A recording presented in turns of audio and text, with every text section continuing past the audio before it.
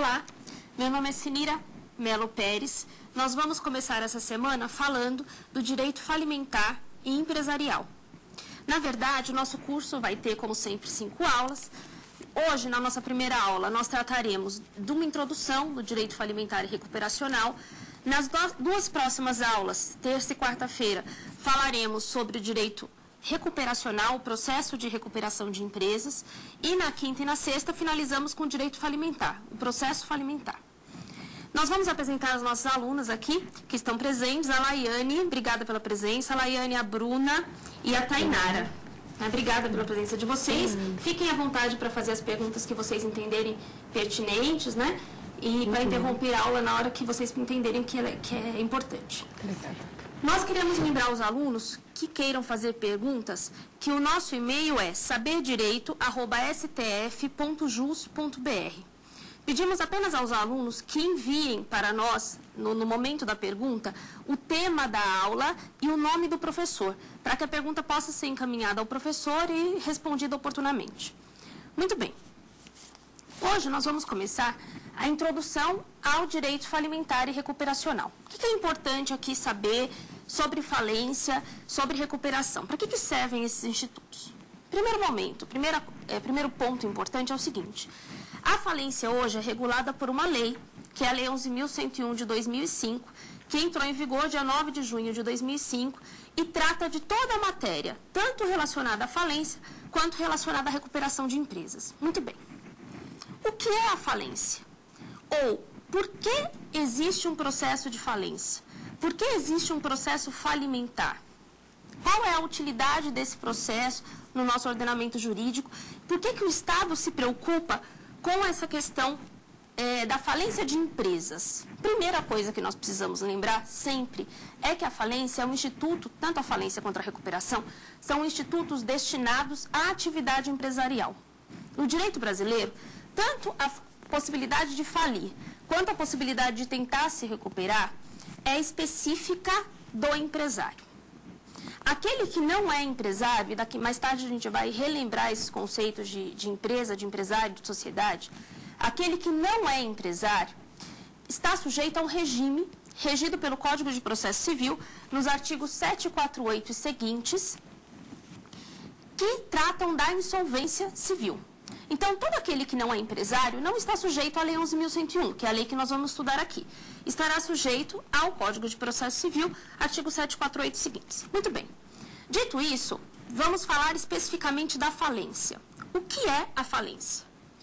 A falência é um processo de execução concursal. A falência é um processo de execução concursal. O que é isso? Ou para que serve a execução concursal? Na verdade, o Estado regula o exercício da atividade econômica e determina na Constituição Federal, artigo 170, o princípio da livre iniciativa. Então, qualquer pessoa é livre para exercer uma atividade empresarial da melhor forma, da forma que ela entender que é importante ou interessante para ela, desde que respeitados os ditames legais. Perfeito. E aí, tudo bem. Muito bem. Por que o Estado, então, além de se importar com a atividade econômica, se importaria com a liquidação de uma atividade econômica em crise? Por que o Estado se importaria em liquidar uma atividade econômica? Ou liquidar uma sociedade empresária ou um empresário? O que acontece? Quando o empresário está em crise, o primeiro ponto importante aqui é como é que ele vai administrar essa crise? Como é que ele vai liquidar o patrimônio dele? Então, ele está em crise e percebeu que não tem condições de continuar exercendo a atividade. Tudo bem? Tecnicamente, o que ele deveria fazer? Primeiro, iniciar um processo de dissolução, dentro desse processo de dissolução, no processo de liquidação do seu patrimônio. Então, ele inicia um processo de dissolução e um processo de liquidação patrimonial. Fim do processo de liquidação do patrimônio dele, ele partilharia o seu patrimônio entre os seus credores. E se houvesse alguma sobra eventual, essa sobra voltaria para os exercentes da atividade empresarial. Muito bem. Ocorre que, quando o empresário está numa situação financeira difícil, o que acontece? o Estado quer ter certeza de que essa liquidação patrimonial vai ser realizada da melhor forma possível, ou vai ser realizada da forma justa. Por isso, o legislador trouxe para o Estado juiz a função de liquidar o patrimônio de um empresário em crise. É o Estado juiz, é o juiz que vai coordenar esse processo de liquidação. Para garantir, isso é o mais importante, para garantir que a liquidação será realizada de forma justa, ou seja, que os credores receberão os seus créditos na ordem de preferência estabelecida pela lei, ou na ordem de importância dos créditos. Todo mundo sabe, isso até um leigo sabe, até aquele que não estuda direito sabe, que numa falência, o primeiro a receber é o empregado. O primeiro crédito a ser pago numa falência é o crédito do empregado. Por quê? Por que o legislador escolheu que o primeiro crédito é o do empregado? Porque, na verdade, ele estabelece um critério, que é o critério da importância do crédito. Todos sabemos que o empregado, o crédito trabalhista, é um crédito de natureza salarial. Sendo um crédito de natureza salarial, natureza alimentar, importante, é um crédito que importa para a vida daquele empregado. Ele não pode viver sem aquele valor. Ele precisa daquilo para sobreviver. Por conta disso, ele é o primeiro a receber. Depois dele, quem vem? O Estado. Por quê? O valor destinado ao Estado é o destinado para a sociedade, para o Estado cumprir a sua missão, né, de fornecer saúde, educação, cultura, e assim vai. Depois, e assim vem, quer dizer, existe uma ordem prevista na lei para recebimento dos seus créditos, né, que nós estudaremos oportunamente. E essa ordem tem que ser observada. Por conta disso, é que existe o processo de falência, para garantir a observância dessa ordem. Essa ordem está fundamentada num princípio chamado par condicio creditorum, tratamento paritário entre os credores. Os credores devem ser tratados de forma paritária. Deve receber primeiro o credor que tem maior importância, o credor que tem mais necessidade. É esse o critério estabelecido pelo legislador. Por conta disso, é que se estabelece, regula a falência por lei. É que existe a Lei 11.101 de 2005, que vai tratar desse assunto. Por outro lado, nós temos um outro instituto, que é o Instituto da Recuperação de Empresas. Muito bem. O que é a recuperação de empresas? Ou por que o Estado se preocupa com a recuperação da empresa? Nós sabemos que o Estado, que a empresa, enquanto atividade empresarial, e nós já vamos falar um pouquinho mais sobre ela, é importante para o Estado. A atividade empresarial é importante para o Estado. Nesse momento, é bom que nós lembremos, nós recordemos o conceito de empresa, o conceito técnico de empresa. A palavra empresa é muito utilizada na nossa vida cotidiana como sinônimo de estabelecimento empresarial. Então, eu falo, eu vou na empresa do João, eu vou na empresa do José. É muito utilizada como sinônimo de sociedade empresária. Eu falo a empresa X, a empresa Y. Mas, na verdade, o conceito técnico de empresa não é esse. Aqui, eu peço licença, eu vou fazer a citação de um desembargador, de um artigo publicado por um desembargador do Tribunal de Justiça de São Paulo, o professor Manuel de Queiroz Pereira Calças, na revista do Tribunal Superior do Trabalho, número 73. O desembargador Pereira Calças, uma das maiores autoridades no direito falimentar hoje no Brasil, nesse artigo publicado na revista do Tribunal Superior do Trabalho, ele faz uma citação de Alberto Aschini, que é muito importante para que a gente possa entender o conceito de empresa e chegar aí no objetivo do legislador no momento em que ele estabeleceu a recuperação de empresas. Então, olhem só, ele diz o seguinte: na senda da velha lição de Alberto Aschini, em seu clássico trabalho sobre os perfis da empresa como um fenômeno poliédrico, não se pode confundir o empresário ou a sociedade empresária, perfil subjetivo, com a atividade empresarial ou organização produtiva, perfil funcional, nem com o estabelecimento empresarial, perfil objetivo ou patrimonial. Nesta linha, busca-se preservar a empresa como atividade, mesmo que haja falência do empresário ou da sociedade empresária, alienando-o a outro empresário ou promovendo o trespasse ou arrendamento do seu estabelecimento, inclusive a sociedade constituída pelos próprios empregados, conforme previsão do artigo 50, inciso 8 e 10 da Lei de Recuperação de Empresas e Falência. O que o professor Manuel Pereira Calças quis dizer quando ele escreveu essa passagem nesse artigo? Na verdade, o que acontece? Alberto Aschini era um jurista italiano que estudou a empresa, a teoria da empresa, é um dos fundadores da teoria da empresa. E ele, nos seus estudos, estabeleceu alguns conceitos que poderiam ser adotados como conceitos de empresa.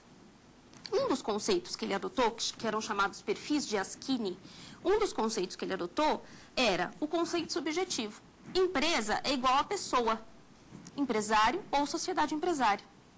Um outro conceito adotado era o conceito funcional. Empresa é igual a atividade. O último conceito adotado era o conceito objetivo ou patrimonial. Empresa é igual a estabelecimento. Qual é o conceito técnico de empresa adotado pela nossa legislação, inclusive pela legislação italiana?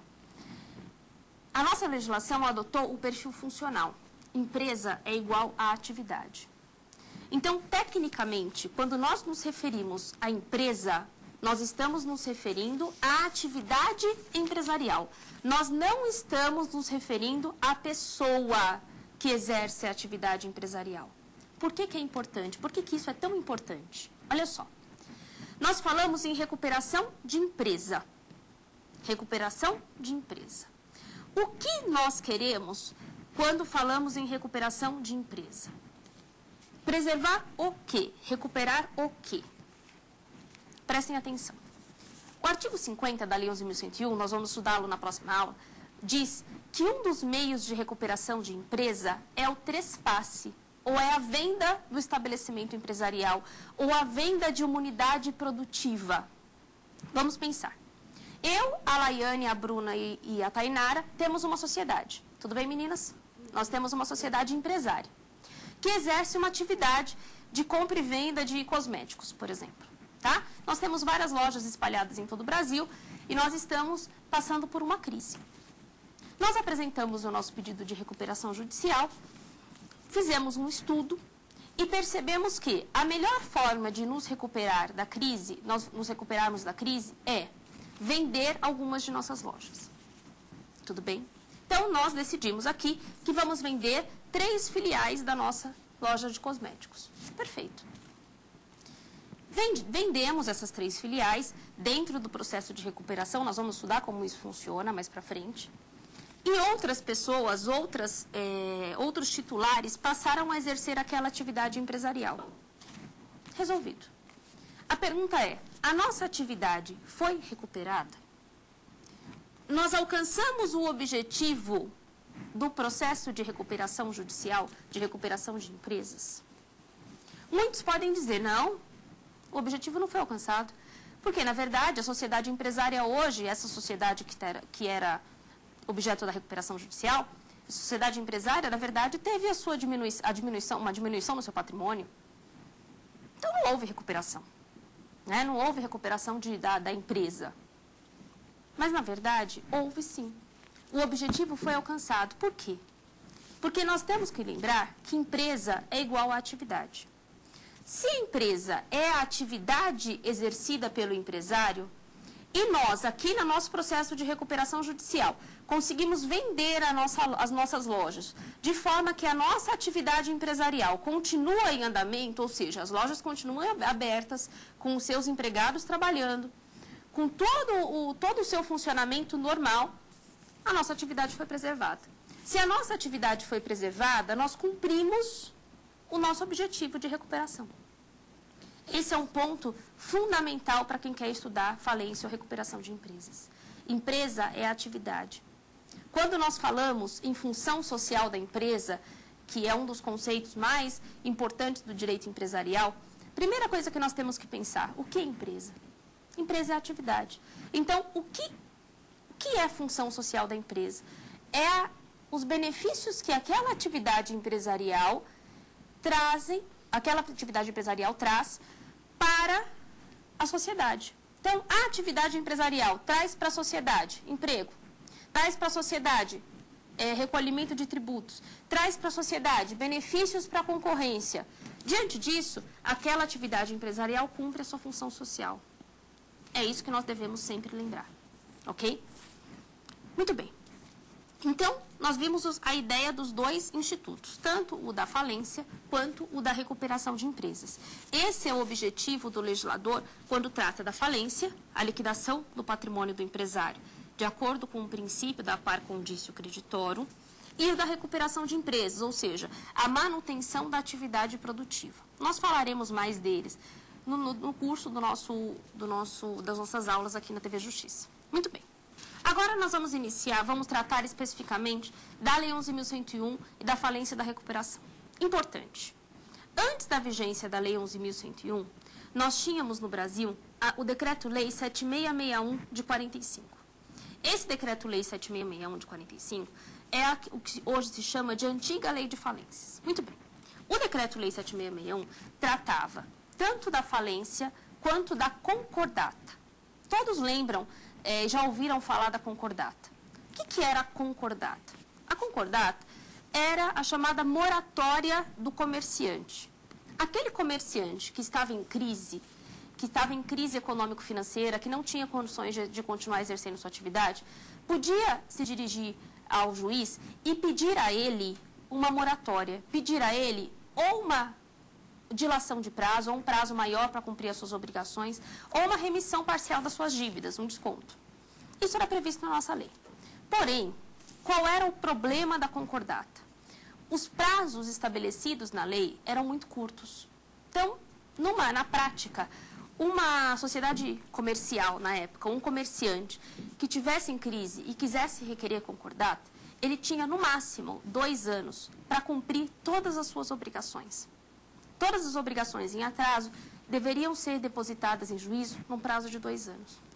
Esse prazo era completamente inviável. Por quê? Um empresário em crise não consegue se recuperar em 2 anos. Esse prazo não se adequa à nossa realidade no mercado. Um empresário em crise não consegue se recuperar em 2 anos, a não ser que seja uma situação bem tranquila, e não é a realidade, né? Não é o que acontece na maioria dos casos. Por conta disso, a concordata não vingou, a concordata não teve sucesso na intenção de recuperar a empresa.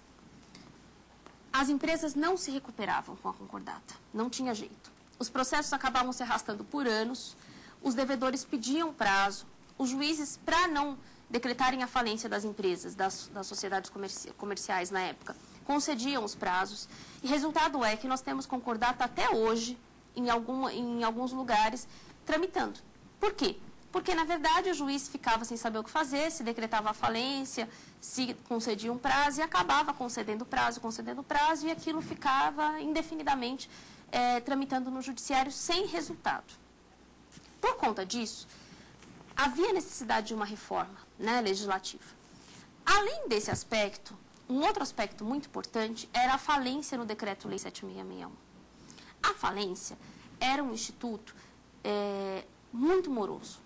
Ainda é, na verdade, né? Se a gente for ver, se nós formos observar o tempo de demora de um processo de falência, esse tempo é absurdo, né? Eu costumo brincar com os meus alunos que quando eles fazem estágio e comparecem ao fórum para verificar os autos de uma falência, a primeira pergunta que o cartorário faz é: qual é o volume que você quer?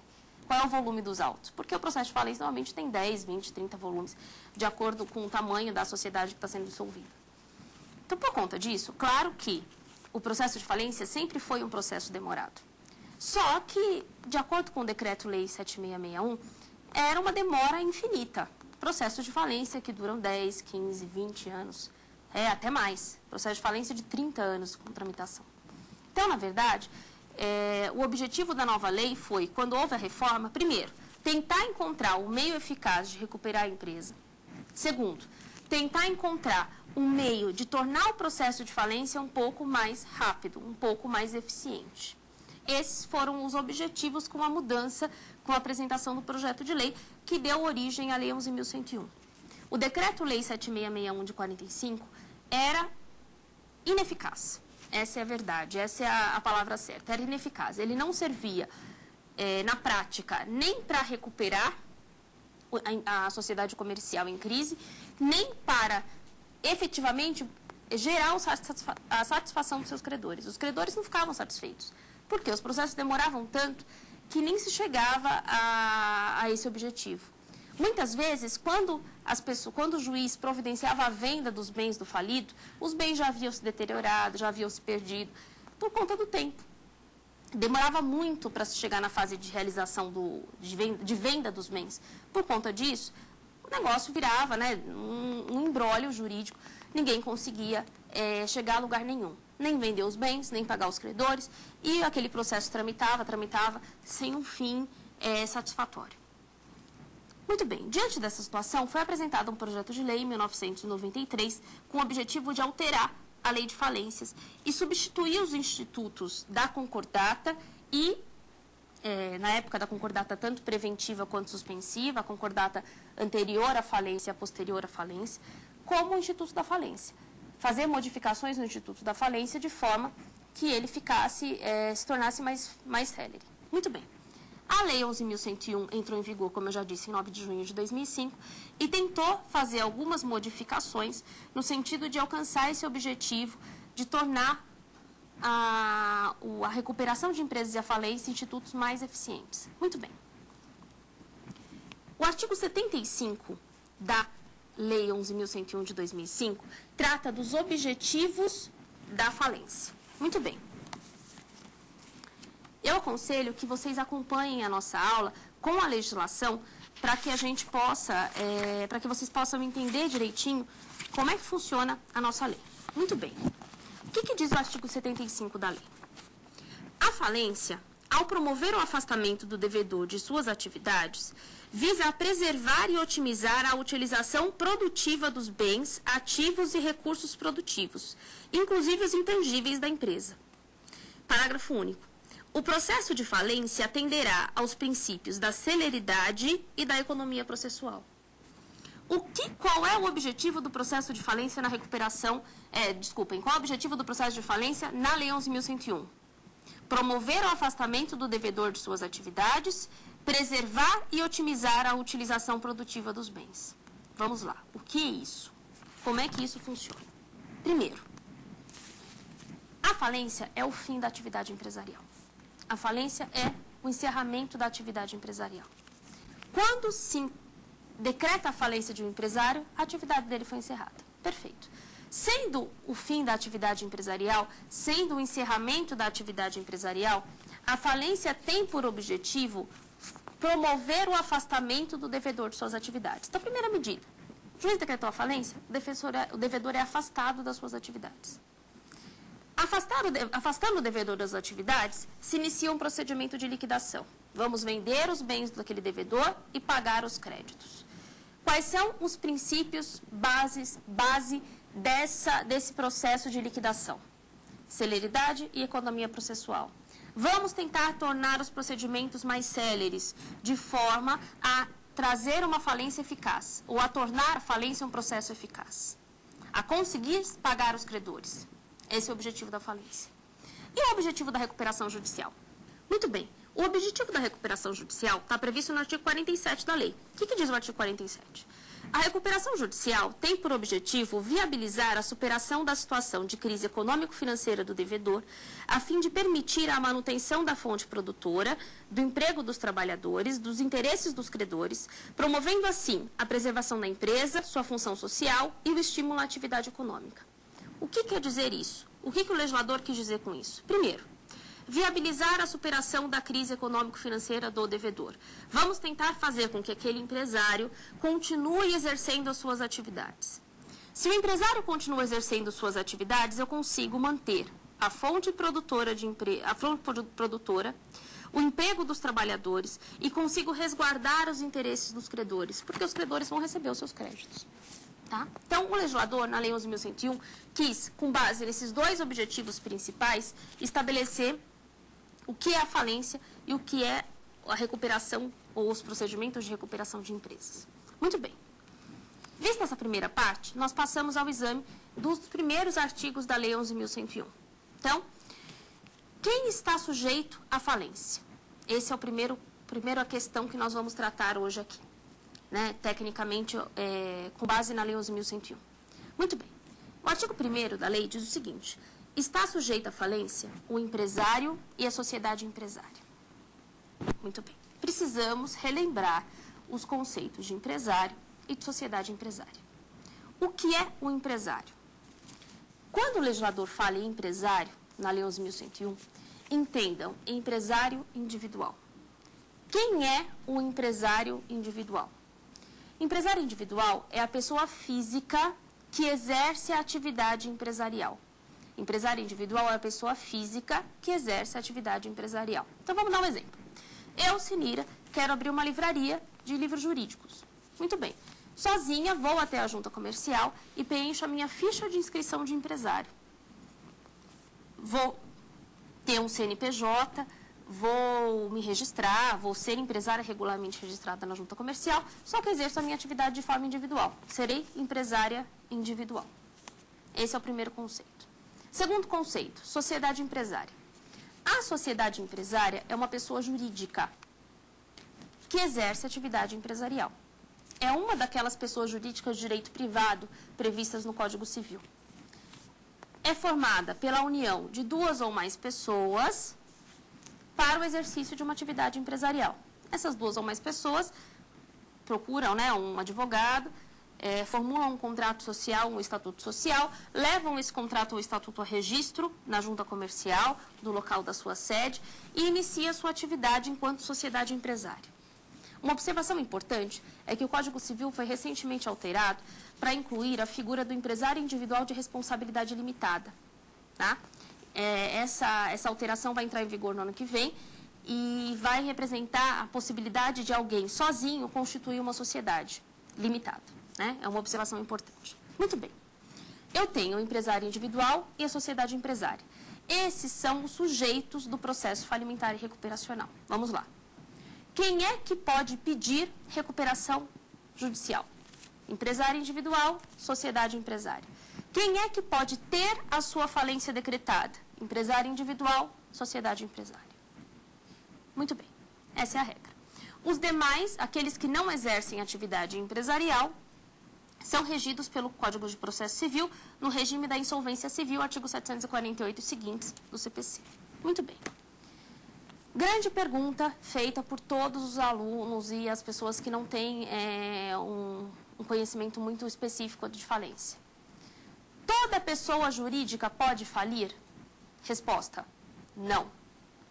Na verdade, dentre as pessoas jurídicas de direito privado, que são aquelas disciplinadas pelo Código Civil, somente a sociedade empresária pode falir ou pode pedir recuperação judicial.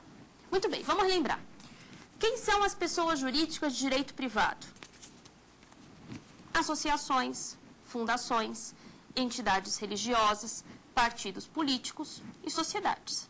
Muito bem. Associações, fundações, entidades religiosas e partidos políticos nunca vão falir. Por quê? Porque elas são entidades sem fim lucrativo. O que significa isso? Ou o que é uma entidade sem fim lucrativo? Muito bem. A entidade sem fim lucrativo é aquela que pode até ter um superávit, mas esse superávit não é partilhado entre os componentes daquela entidade. Vou dar um exemplo para vocês. Eu moro em São Paulo, e nós, lá em São Paulo, no bairro onde eu moro, temos a Associação dos Moradores do bairro X, lá do Tatuapé, que é onde eu moro. Muito bem.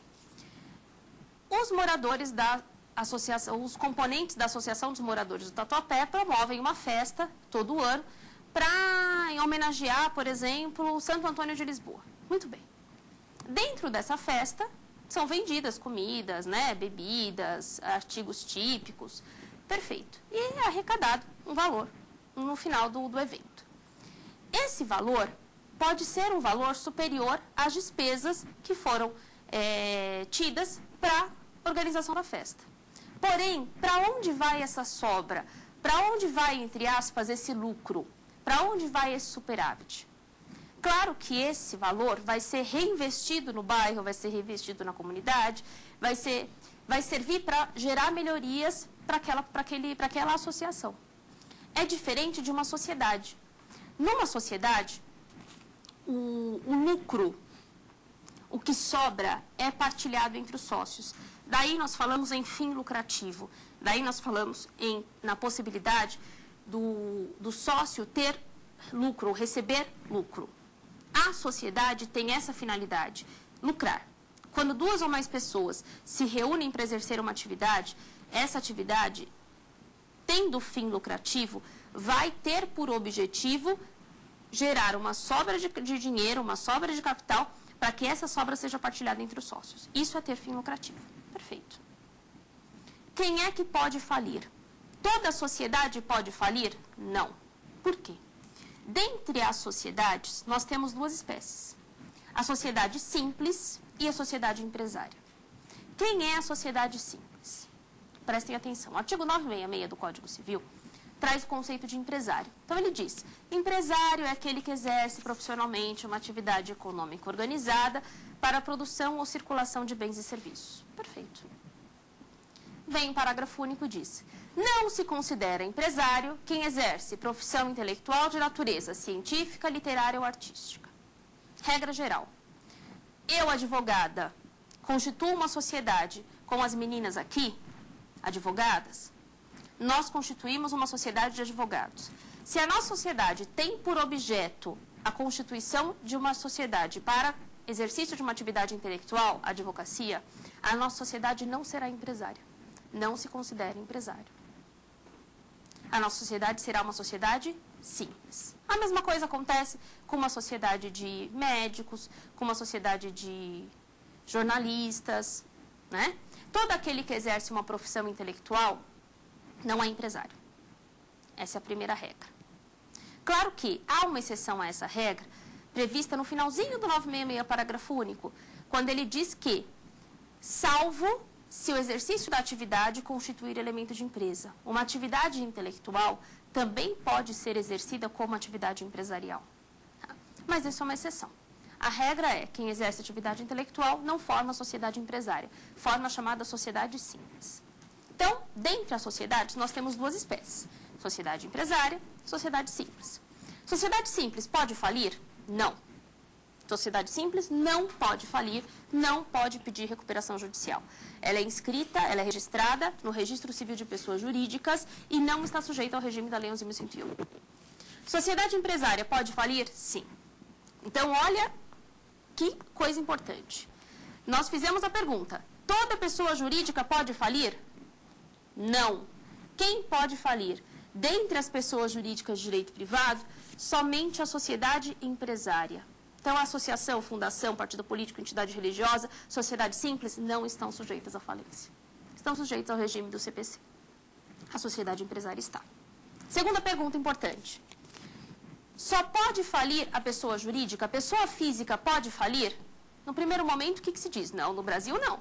Pessoa física não pode falir no Brasil. Errado. Se a pessoa física for empresária individual, ela pode falir? Sim. Então, se eu sou pessoa física e sou empresária individual, faço o registro da minha livraria na junta comercial, eu posso falir. Eu estou sujeita à falência. Aí vem a segunda pergunta. Mas, professora, a pessoa física ou empresária individual tem CNPJ. Como é que ele não é pessoa jurídica? Na verdade, o empresário individual realmente tem CNPJ. Mas esse CNPJ é utilizado somente para fins fiscais. Os órgãos fiscais equiparam o empresário individual à pessoa jurídica para que eles possam controlar a receita que aquele empresário consegue, aufere, no exercício da sua atividade empresarial. Então, na verdade, o empresário individual, ele é pessoa física, tanto que ele responde com todo o seu patrimônio. Né? A gente vai estudar mais para frente, mas a falência do empresário individual gera a falência, gera a arrecadação de todo o seu patrimônio. Inclusive o patrimônio que ele adquiriu fora da atividade empresarial. Então, eu sou professora, trabalho lá em São Paulo. O que eu ganhei na minha atividade de professora vai ser arrecadado junto com o que eu oferi na minha atividade livraria. Nós falaremos disso mais para frente. Então, são dois mitos que não podem ser... nós não podemos cair nessa pegadinha, né? Primeiro, toda pessoa jurídica pode falir? Não, só a sociedade empresária. Segundo, pessoa física pode falir? Sim, se for empresário individual. Claro que, se for uma pessoa física que não exerce atividade empresarial, ela nunca vai falir, ok? Perfeito. Aí, nós vamos para o estudo do artigo 2º. O artigo 2º fala daqueles que estão excluídos do processo falimentar. Vamos lá.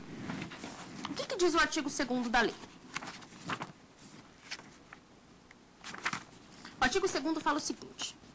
Esta lei não se aplica a, inciso 1, empresa pública e sociedade de economia mista, inciso 2, instituição financeira pública ou privada, cooperativa de crédito, consórcio, entidade de previdência complementar, sociedade operadora de plano de assistência à saúde, sociedade seguradora, sociedade de capitalização e outras entidades equiparadas às anteriores.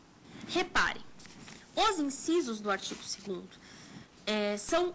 os incisos do artigo 2º mencionam sociedades que têm natureza empresarial e que são excluídas do regime falimentar por força de lei. Logo quando a Lei 11.101 entrou em vigor, uma polêmica muito grande foi gerada em relação às cooperativas. Por quê?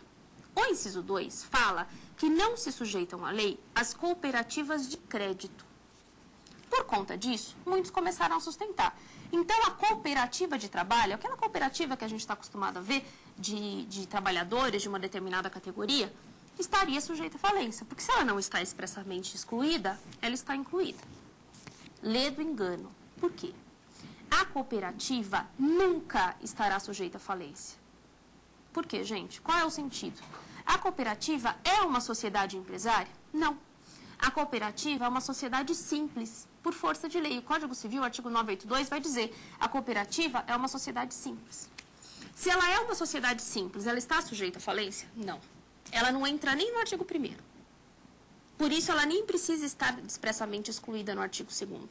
O artigo 2º fala de sociedade de natureza empresarial, que por força de lei estão excluídas. Muito bem. O artigo 1º é dividido em 2 incisos. Qual é o sentido de se dividir esse artigo? Desculpem, o artigo 2º é dividido em 2 incisos. Qual é o sentido de se dividir o artigo 2º em 2 incisos? O inciso 1 fala da empresa pública e da sociedade de economia mista. O inciso 2 fala de instituição financeira e outras equiparadas. Muito bem. O professor Fábio Coelho costuma fazer uma distinção muito importante e muito pertinente aqui. O inciso 1 fala daqueles que são absolutamente excluídos da lei. Empresa pública e sociedade de economia mista. A empresa pública e a sociedade de economia mista nunca irão falir, nem nunca irão pedir recuperação judicial, porque elas têm um regime próprio que trata da sua liquidação. O inciso 2º, por sua vez, o inciso 2, trata instituição financeira pública ou privada, cooperativa de crédito, sociedade de capitalização, sociedade seguradora e etc. Quem são as sociedades? São sociedades empresárias que exercem atividades regulamentadas ou reguladas pelo Estado. Então, instituição financeira pública ou privada, regulada pelo Banco Central. Sociedade seguradora, atividade de seguro, regulada pela Superintendência de Seguros Privados, a SUSEP. Operadora de plano de saúde, regulada pela ANS, Agência Nacional de Saúde. Na verdade, são sociedades que exercem atividades empresariais reguladas pelo Estado. Como essas sociedades exercem atividades empresariais reguladas pelo Estado, elas possuem lei própria, que disciplina a sua liquidação. Então, a lei, por exemplo, das seguradoras vai disciplinar a liquidação de uma seguradora. A lei do plano de saúde vai disciplinar a liquidação de uma operadora de plano de saúde. Essa é a regra. Essas instituições, essas sociedades, são regidas por lei especial. E a sua liquidação ou a sua possibilidade de recuperação são reguladas por essa lei especial. Então, tanto a falência quanto a recuperação são reguladas por lei especial. Na verdade, elas submetem ao processo chamado de liquidação extrajudicial. Muito bem. Aí vem a pergunta. Professora, se a instituição financeira é regulada pelo regime da liquidação extrajudicial, como é que nós temos a falência de um banco famoso, o Banco Santos? Como é que se explica a falência do Banco Santos ou de outros bancos? Ou de operadoras de plano de saúde, que se tornou muito comum? Na verdade, o que acontece? Por que o professor Fábio Ulloa faz essa distinção? Inciso 1, absolutamente excluídos. Inciso 2, relativamente excluídos. Por que ele faz essa distinção? Porque no inciso 2, nós temos aquelas sociedades que, em regra, estão excluídas da falência, mas que, possivelmente, estarão sujeitas ao regime falimentar se a lei especial assim prevê. Então, por exemplo, Lei 6.024 de 74, que trata da liquidação extrajudicial das instituições financeiras, regime de intervenção e de liquidação extrajudicial. Tem uma instituição financeira em crise, o Banco Central intervém, estabelece ali um processo de intervenção. Esse processo de intervenção não teve sucesso, resolve-se liquidar a instituição financeira, o Banco Central instaura um processo de liquidação extrajudicial. Se dentro do processo de liquidação extrajudicial, por exemplo, se apura indício da prática de crime ou se apura insuficiência do patrimônio para liquidar os seus credores, a Lei 6.024 vai dizer: o liquidante, com autorização do Banco Central, pode apresentar em juízo um pedido de falência. Com base em que lei? Na Lei 11.101. Então, olha o que nós temos. A instituição financeira, a cooperativa, a operadora de plano de saúde, a seguradora, todas aquelas elencadas no inciso 2, podem falir? Em regra, não. Em regra, elas são sujeitas ao regime de liquidação extrajudicial. Porém, se o liquidante, dentro do regime de liquidação extrajudicial, perceber que é caso de falência, ou seja, que extrajudicialmente ele não consegue resolver aquela liquidação, ele pode, preenchidas as hipóteses legais e com autorização do órgão competente, pedir a falência em juízo. Aí, aquela liquidação que era extrajudicial passa a ser judicial, regime falimentar. Então, mais um mito. Banco pode falir?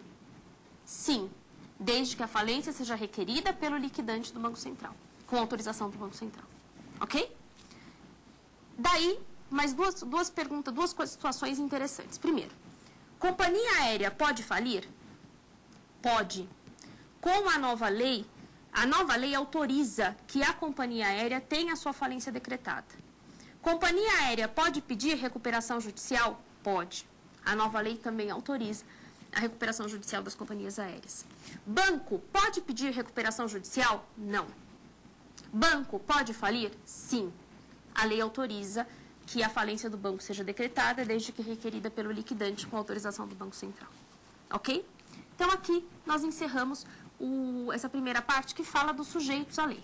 Então, vamos sintetizar essa primeira parte. Primeiro, quem está sujeito à falência? Empresário ou sociedade empresária.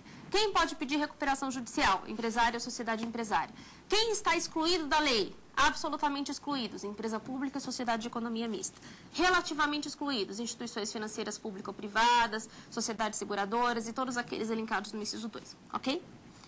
Feito esse exame, vamos para o exame do artigo 3º. O artigo 3º fala do foro competente para julgar o pedido de falência e o pedido de recuperação. Então, olhem só. Aqui é importante nós fazermos uma distinção. Dois pontos importantes. Primeiro, qual é o foro competente para julgar a falência e recuperação? Qual é o juízo competente para julgar a falência e recuperação? O artigo 3º fala do foro competente. Ele diz o seguinte, que será competente o foro do local do principal estabelecimento do devedor ou da filial no Brasil, se aquela sociedade empresária ou aquele empresário tiver sede fora do Brasil. Então, vamos começar de trás para frente. Filial no Brasil de sociedade empresária que tem sede fora do Brasil. Vamos pensar uma sociedade empresária que é estabelecida nos Estados Unidos, tem a sua matriz nos Estados Unidos. Ela tem uma filial no Brasil. Qual vai ser o foro competente para julgar a falência dela no Brasil? O foro do local da sua filial. Tá? Importante, o STJ, o Superior Tribunal de Justiça, decidiu recentemente não homologar uma sentença estrangeira que decretou a falência de uma sociedade empresária fora do Brasil. O STJ entendeu que o juízo competente para julgar a falência dela no Brasil é a justiça competente para julgar a falência dessa sociedade no Brasil é a justiça brasileira. Então, mesmo tendo sido decretada a falência da empresa fora do Brasil, ela precisaria ser submetida a um novo processo de falência no Brasil para que se conseguisse decretar sua falência aqui. Ok? Principal estabelecimento, segundo conceito. O que é o principal estabelecimento? O principal estabelecimento é um conceito não preenchido pela legislação. O legislador não trouxe o conceito de principal estabelecimento. Quem vai dizer o que é isso é a doutrina. Muito bem. O conceito majoritariamente aceito pela doutrina é o seguinte: o principal estabelecimento é o local onde eu exerço o meu maior volume de atividade, onde eu exerço o maior volume de negócios na minha atividade empresarial. E não será necessariamente a minha sede. Isso é muito importante. O principal estabelecimento nem sempre é a sede. O principal estabelecimento é o local onde eu exerço o maior volume de atividades. Então, por exemplo, eu tenho minha sede em Brasília e tenho uma filial em Goiânia, Só que lá em Goiânia é onde eu exerço a atividade de fato. Aqui em Brasília, eu tenho uma lojinha, mas é uma lojinha pequena. Em Goiânia está lá a minha loja, onde todo mundo conhece. Todo mundo procura a loja de Goiânia. Mas em Brasília eu tenho um pequeno estabelecimento. Qual vai ser o foro competente para julgar a minha falência? O foro de Goiânia. Ok? É importante dizer que esse conceito de principal estabelecimento não é um conceito fechado, porque a lei assim não fez. Então, o legislador não definiu o que é principal estabelecimento. Então, o juiz deve verificar se aquele é o principal estabelecimento no caso concreto. E o juízo competente? Competência em razão da matéria. Qual será o juízo competente para julgar o pedido de falência e o pedido de recuperação judicial? Olhem só. Lá em São Paulo, nós temos, na comarca de São Paulo, 2 varas de falência e recuperação de empresas, 2 varas especializadas. E no Tribunal de Justiça de São Paulo, nós temos uma Câmara especializada em falência e recuperação de empresas. Então, na primeira instância, qual é o juízo qual é o juízo competente para julgar pedido de falência ou pedido de recuperação judicial na comarca de São Paulo? O juízo da falência e da recuperação judicial. Aqui em Brasília, nós também temos uma vara de falência e recuperação, vara de falência e concordata, ou vara de falência e recuperação de empresas. Qual vai ser o juízo competente? O juízo da vara de falência e recuperação de empresas. Onde não houver vara de falências, qual será o juízo competente? O juízo da vara civil. Né? As varas cíveis serão competentes para julgar a falência e a recuperação de empresas. Muito bem. Então, com relação ao foro, o que é importante saber? Principal estabelecimento não é necessariamente a sede, é o local onde o empresário exerce o maior volume de atividades. Filial no Brasil, se aquela sociedade empresária tiver sede fora do Brasil. Juízo competente? O juízo especializado, se houver. Se não houver juízo especializado, o juízo civil, ok? Então, eu gostaria de saber se as nossas alunas têm alguma pergunta a fazer. O que era a concordata? Quais as principais diferenças entre esse processo e o de recuperação judicial? Muito bem. É o seguinte, como a gente já havia introduzido, a concordata era uma forma de moratória, era uma forma daquela sociedade que estava em crise, a sociedade comercial que estava em crise, tentar se recuperar.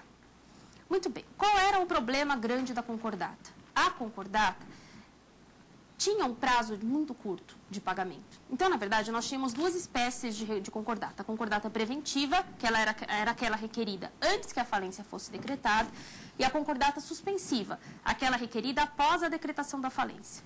Na concordata preventiva, o prazo máximo era de 2 anos.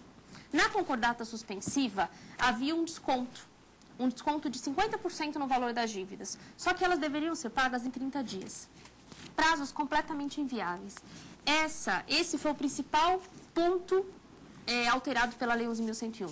A Lei 11.101 traz no processo de recuperação judicial uma liberdade com relação aos prazos e aos meios de recuperação judicial. Essa nós podemos dizer que é a principal alteração. Hoje, quem pede recuperação judicial, em regra, não tem um prazo máximo para pagar os seus credores, né? Não existe um prazo de 10, 15, 20 anos, 5 anos, 1 ano, não existe prazo.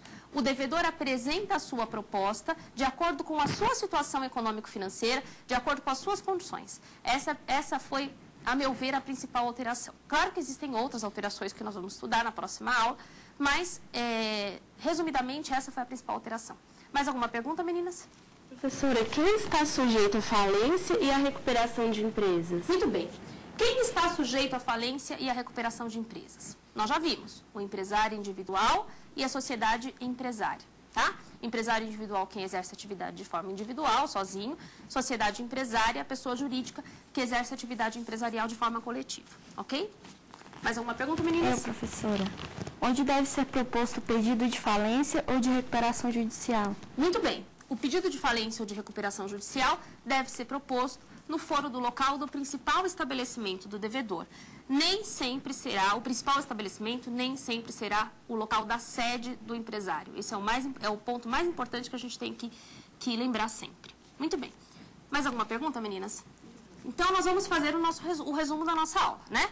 Hoje nós falamos um pouquinho da importância dos institutos da falência e da recuperação de empresas, falamos um pouquinho da evolução histórica do direito falimentar, fizemos as principais diferenças entre o Decreto-Lei 7661 de 45, que era a antiga Lei de Falências, e a Lei 11.101 de 2005. Falamos dos objetivos da nova lei, quando trata da falência e da recuperação de empresas. Falamos dos sujeitos ao processo de falência, e ao processo de recuperação judicial. E finalizamos estudando o foro e o juízo competentes para julgar esse pedido, tanto de falência quanto de recuperação judicial. Muito bem, eu quero lembrar que o nosso e-mail, para quem tem dúvidas, é saberdireito@stf.jus.br. O aluno deve identificar o tema da aula e o nome do professor, para que a pergunta seja direcionada. E quem quiser rever essa aula, basta acessar o www.youtube.com/saberdireitoaula. Eu espero vocês na próxima aula, onde nós começaremos a tratar o processo de recuperação de empresas. Até já!